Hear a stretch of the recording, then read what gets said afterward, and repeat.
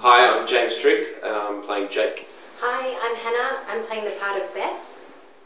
So we first meet Jake in the very first scene of the show. It's a phone call between him and his brother Frankie, and we learn that he has just beaten up his wife Beth.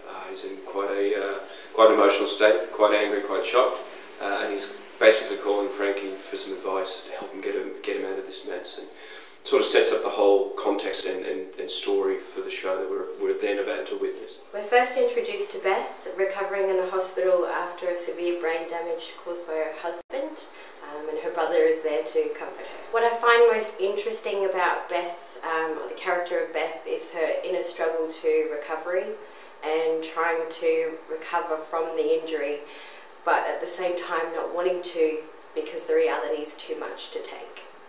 I'm really loving playing Jake. He's such a meaty character, as they all are in the play. Particularly with Jake, what's really interesting and a real challenge is the psychology of Jake.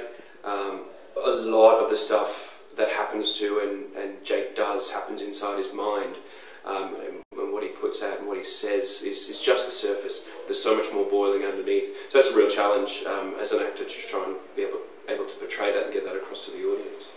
The challenge of this role is predominantly because she's got brain damage. A lot of the speech is quite disjointed and the words aren't really there.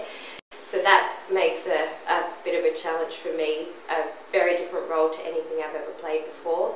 But Sam Shepard's plays in particular are so visceral and so emotionally driven and emotionally charged, heavily influenced by the landscape and music and things like that. They're just layered with so much stuff that you can find and have